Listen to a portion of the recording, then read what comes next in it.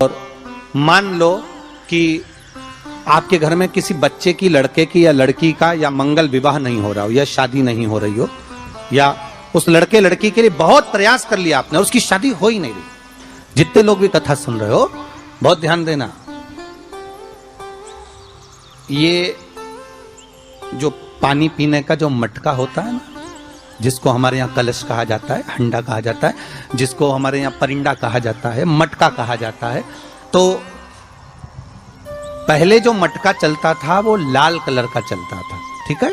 उस पे कलाकृति करते थे लोग, उस पे डिजाइन करते थे। आपके यहाँ भी होगा, जितने लोग कथा सुन रहे हो ना, आपके यहाँ भी मटका होगा, लाल कलर का चलता था। अभी अभी जो मटका चल रहा है ना, उसका कलर चेंज कर दिया गया। कौन सा कलर का हो गया? वो काले कलर का बेचने लगे। तो वो बेचने वाला क्या कहता है कि साहब ये सफेद, ये लाल जो मटका है ना, इस मटके से मजबूत अगर कोई मटका है तो वो काला है। बोलो सही है कि गलत है? अरे बोलो तो सही है ना। आप कभी जाओगे बाजार तो वो कह देगा, कुमार भी कह देगा, ये जो मटका है ना लाल वाला, इस लाल वाले मटके से मजबूत ये काला वाला मटका है, ये काला मटका है। और महाराज इससे पानी ज्यादा ठंडा ये कर देगा।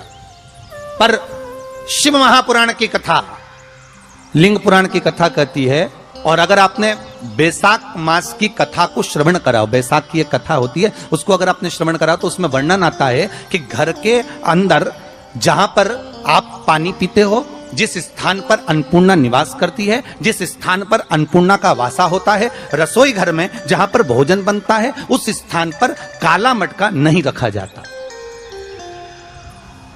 काला हंडा, काला मटका उस स्थान पर नहीं रखते। पर आज फैशन के हिसाब से, अरे साहब वो ये मटका थोड़ा कम ठंडा पानी देगा तो ये मटका ज्यादा ठंडा पानी देगा, तो उसको काले मटके को रखें। पर हमारा शास्त्र कहता है काला मटका लोग रखते कहां थे? पहले जो शास्त्र रीति थी, उस काले मटके को रखते थे जब मकान बनता था, जब प्रॉपर्टी बनती थी, जब जमीन बनती थी, जब जायदाद बनती थी, संपदा बनती थी, तो उस स्थान पर उस काले मटके को केवल नजरोटे के लिए, केवल हाय के लिए, केवल नजर के लिए रखा जाता। उसको लोग लेना पसंद नहीं करते। पर आज के व्यक्ति को अगर कह दिया जाए कि ये दो मटके रखे हैं साहब, लाल भी है और काला भी है, तो कौन सा पसंद करेगा? वो काला वाला ही दे दीजिए साहब, ये पानी ज्यादा ठंडा करेगा, उसकी श्रेष्ठता रहेगी। नहीं, शिव पुराण कह रहे हैं, भगवान कुंभ का निर्माण कर रहे हैं, भगवान कलश का निर्माण कर रहे हैं, और भगवान स्वयं ब्रह्मदेव कर रहे हैं कि आप ऐसा निर्माण कर दो जिसमें 33 कोटि देवता स्वतः विराजमान हो जाए। तो भगवान ने उस कलश का निर्माण कर दिया। अब कलश का निर्माण करा तो स्वयं भगवान ब्रह्मदेव बोले, प्रभु इस कलश के अंदर मेरा स्थान कहां है? मेरा स्थान कहां है?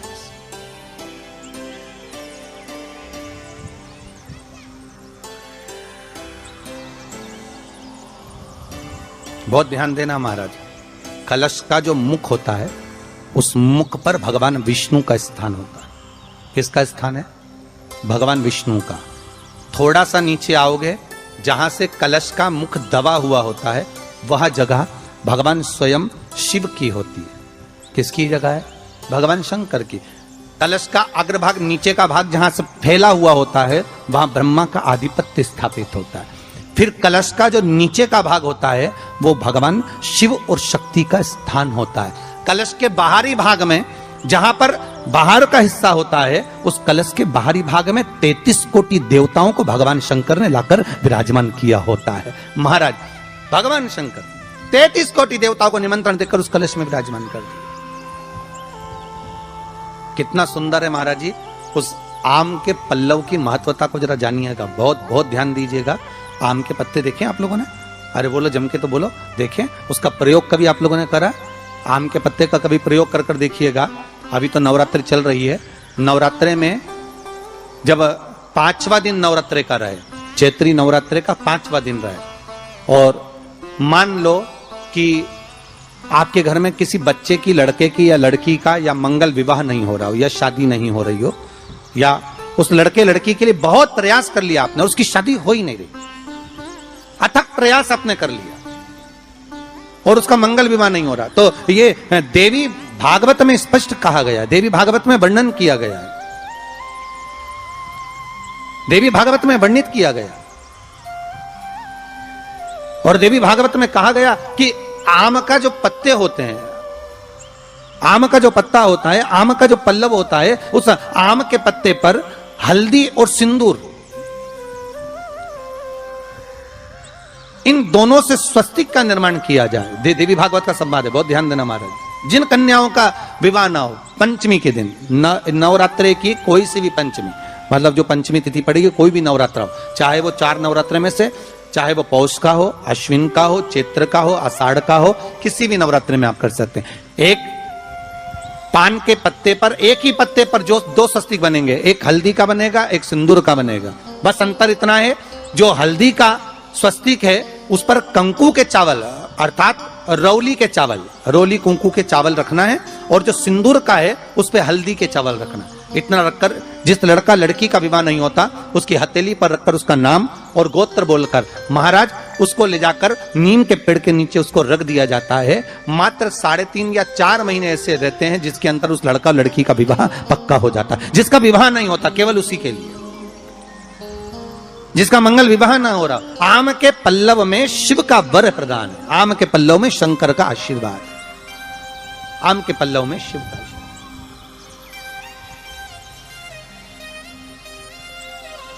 भगवान भूत भावन भूतेश्वर मेरे शिव, मेरे करुणा सागर, मेरे शंकर, मेरे त्रिकालदर्शी, मेरे कैलाशी, मेरे भोलेनाथ स्वतः कह रहे हैं, अरे रति तुम रोती क्यों है, तुम्हारे रोने का कारण क्या है? प्रभु मेरे पति के साथ ये आम का पेड़ भी जलकर भस्म हुआ। आम का पेड़। भागवत जी किस किसने सुनी है? हाथ उठाओ जरा, जिन जिन ने भागवत जी सुनी है। आप लोगों ने सुनी है भागवत? रखिए हाथ। अगर आप लोगों ने भागवत सुनी होगी तो उसमें वर्णन आता है, तक्षक नाग डसने के लिए जब जा रहा था तब ब्राह्मण देवता जो जहर उतारना जानते थे उनको लेकर राजा परीक्षित के पुत्रों ने अपने दूतों को भेजा था लाने के लिए कि एक ब्राह्मण ऐसे हैं कि वो तक्षक नाग का जहर उतार सकते हैं, वो तक्षक नाग के जहर को समाप्त कर सकते हैं, तो आप उनको लेकर आओ।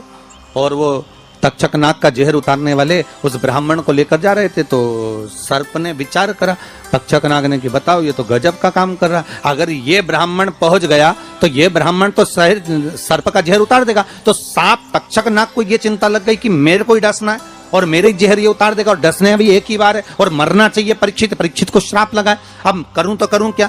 तो सर्प ने विचार करा कि मैं एक रूप रख कर जाता हूं और इस ब्राह्मण की परीक्षा लेता हूं।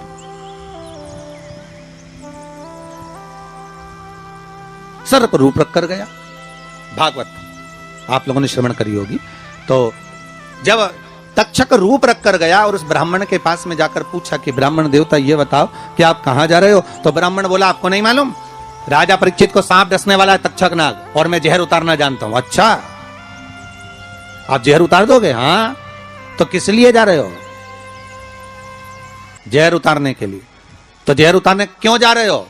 तो कहा राजा है राजा, जब राजा का जहर उतारेंगे तो मुद्रा भी कितनी मिलेगी आपको मालूम नहीं है क्या? अच्छा ब्राह्मण देवता इसलिए जा रहे हो? हाँ। पर उसको तो किसी संत ने श्राप दिया। अरे तो श्राप संत ने दिया है, हम ब्राह्मण हैं, हमारा कर्म है किसी को बचाना, तो हम तो बचाएंगे।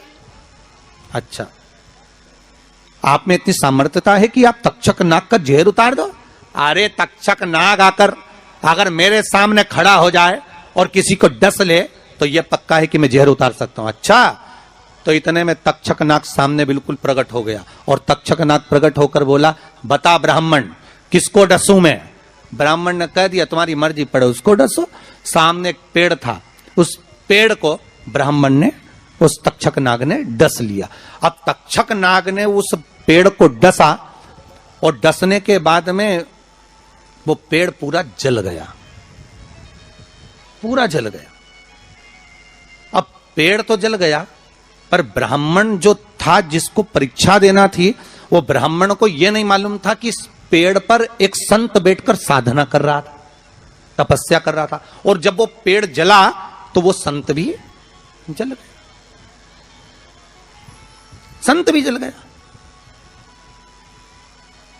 अब जब संत जल गया ब्राह्मण ने हाहाकार की आवाज जब सुनी तो आंखों में जल भर गया। आखिर हुआ क्या? ये संत जल कैसे गया? तो कहा इसके जलने का कारण केवल इतना है कि अब आप जीवित करो, इस पेड़ को हरा भरा करो, इस पेड़ को हरा भरा कर दीजिए।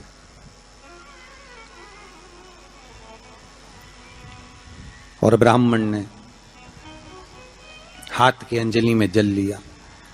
हाथ की अंजलि में जल लेकर ब्राह्मण उस जल को पेड़ के ऊपर छींट रहे थे, तो सबसे पहले ब्राह्मण ने यह मन में सोचा कि भोलेनाथ, शंभु, त्रिकालदर्शी है, कैलाशी, कृपा ऐसी करना कि सबसे पहले जो पेड़ पर जो संत बैठा था वो जीवित होना चाहिए। जो वृक्ष पर संत बैठा है वो जीवित होना चाहिए।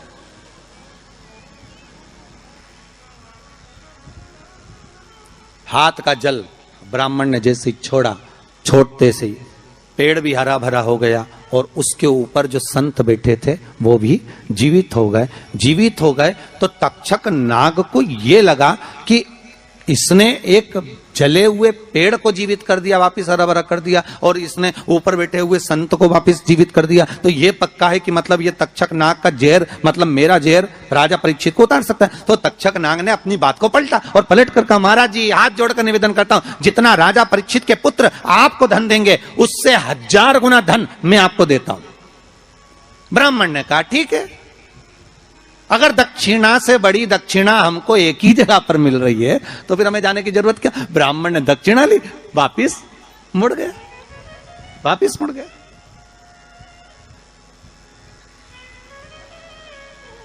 अब ईमानदारी से बोलो,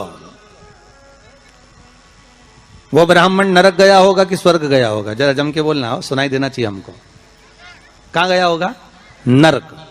काय में लिखा है? देवी भागवत में।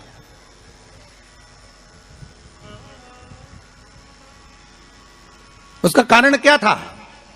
शिव महापुराण की कथा कहती है जैसे एक नाव चलाने वाला व्यक्ति नाव लेकर जा रहा है और उसमें बहुत सारे यात्री बैठे हैं, बहुत सारे यात्री, और नाव डोलने लगी, आंधी चलने लगी, तूफान चलने लगा, हवा आने लगी, लहरें उठने लगी और नाव डूबने लगी। तो जो नाव में बैठा हुआ नाव चला रहा था वो कूद गया और कूद कर बाहर निकल गया, और निकलकर सारे के सारे जितने नाव में बैठे थे वो सब जलने लगे। जितने नाव के अंदर बैठे थे वो सारे के सारे जलने लगे।